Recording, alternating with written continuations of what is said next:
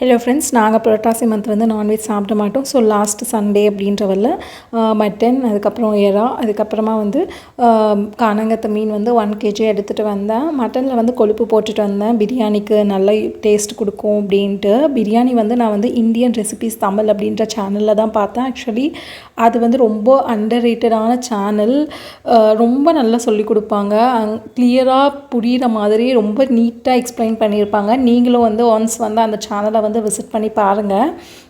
இன்றைக்கி வந்து என்னுடைய மெனு வந்து தயிர் பச்சடி, முட்டை, அதுக்கப்புறமா வந்து எறா தொக்கு, அதுக்கப்புறம் வந்து கானாங்கத்தை மீனை வந்து தேங்காய் எண்ணெயில் கருவேப்பிலையை போட்டு நல்லா பொரித்து எடுத்தேன். இந்த டைம் வந்து ஃப்ளேவர் வந்து ரொம்ப டேஸ்ட்டாக இருந்துச்சு. நீங்களும் ட்ரை பண்ணுங்கள். மீனை வந்து தேங்காய் எண்ணெயில் போட்டால் அது வந்து தனி டேஸ்ட்டு கொடுக்குது. எனக்கு ரொம்ப பிடிச்சிருந்தது.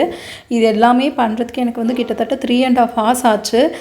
எப்படி தான் சண்டே சமையல் சேனல் அவங்களாம் எடுக்கிறாங்கன்னு எனக்கு புரியல. நிறைய வெரைட்டிஸ்லாம் பண்ணுறாங்க. எனக்கு இந்த 3 வெரைட்டிஸ் பண்ணவே ரொம்ப டயர்டாயிட்டேன். எப்படா முடியும் அப்படின்றவல்ல ரொம்ப கஷ்டப்பட்டுட்டு இருந்தேன். ஒரு பக்கம் கஷ்டமாக தான் இருக்குது. 1 month வந்து நான்வெஜ் சாப்பிடக்கூடாதே அப்படின்றவல்ல. பட் இது ஓகே. எனக்கு வந்து புரட்டாசி மந்தில் வந்து அவ்வளோ நான்வெஜ் கிரேவிங்ஸ்லாம் வந்தது கிடையாது. சாமியை பக்தியாக நினச்சிட்டு இது பண்ணும்போது உங்கள் வீட்டு சமையல் வந்து என்னென்ன அப்படின்றது வந்து சொல்லுங்கள் மறக்காமல். தேங்க்ஸ் ஃபார் வாட்சிங் my video. Please subscribe my channel. Bye.